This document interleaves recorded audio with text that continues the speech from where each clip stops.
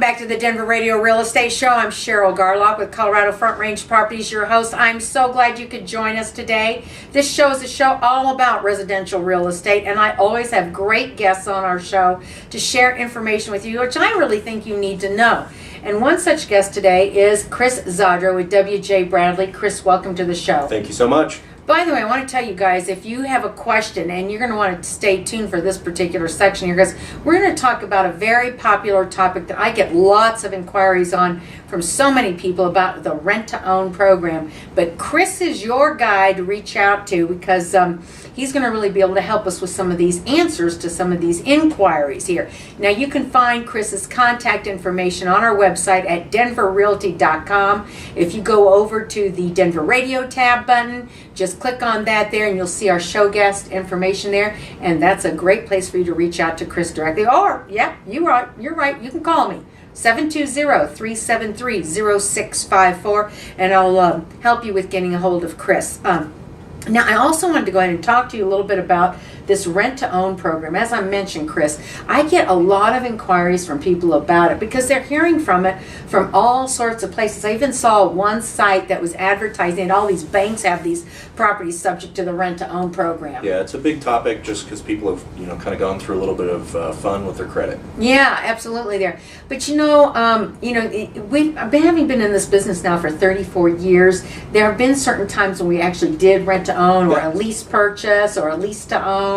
Or lease with option to buy. They all kind of mean the same type of thing there. It's not as easy to do a rent-to-own program as a lot of people think there. And yet at the same time, they're usually thinking about a rent-to-own program because they don't think they either have enough down payment, they don't have enough income, or they don't have enough of a credit score. Right. And really, that's not really so true. It's not, Cheryl, the thing that I find a lot of times when people are looking at rent-to-own, first off, like you said, they're tough to do. There are guidelines out there as to, how to put them together, but one false move and you can totally destroy that whole process. And really what I kind of tell folks when they're looking to do this is let's at least look at your scenario today. Mm-hmm. Because again, I said this last time I was with you, I don't know how many times I've talked to somebody who thought their credit was terrible and it actually was way better than they expect, and vice versa. Mm-hmm. And so, it doesn't cost anything, to go through that initial pre-qual. And the other thing I always tell folks is, let's play devil's advocate and say, okay, your credit isn't great. Well, talking to somebody like myself that knows the credit market, a lot of times I can help construct a little bit of a plan and say, okay, in a year we can get this done and we got to clean up this or tweak that or whatever. And so that's where I think it's probably a better direction for people to go than necessarily looking at that rent-to-own option. Absolutely. And here's another thing too. I'll get inquiries from people who will say, well, I really would like to rent-to-own for about 3 years. Okay, well, let me tell you what that really entails. That means you first got to find a seller who's willing to let you do that. And now you guys have got to strike a deal on the price. That's really what you kind of got to do. That's no easy ticket to do because, so you're looking at the property today and it's listed, let's say, at $200,000. Well, do you think it's worth $200,000 in 3 years? I can tell you right now, the seller doesn't think so. Absolutely, yeah, definitely. So then, that's one issue you have to deal with. Okay, so you have to find a willing seller willing to do that, and even if it's a year. Now, they're more likely to be interested in like 6 months. 6 to 12 months, right? Yeah, 6 to 12 months where you are maybe making a move, a transition move, trying to get settled here. Maybe you have a trailing spouse income situation, that kind of a thing there.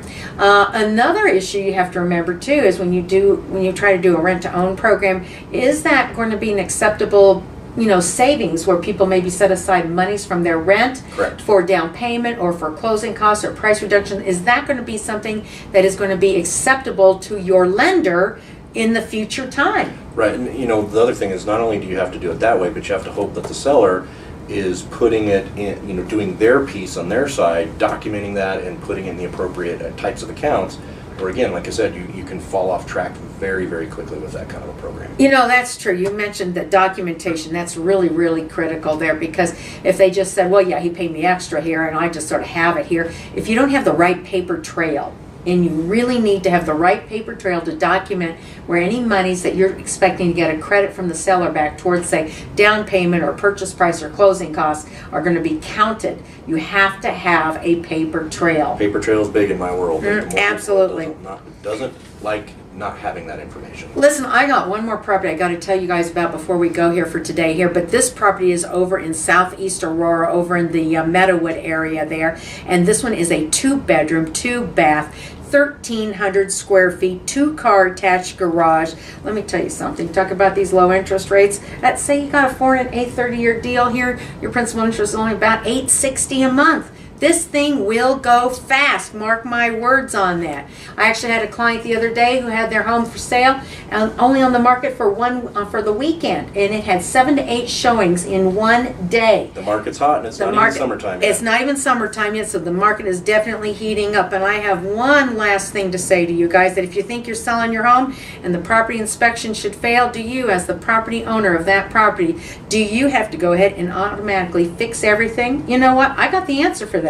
Give me a call, 720-373-0654, or check out our sister website, redrocksinstitute.com, and check out our class coming up for tips and strategies to sell your home today.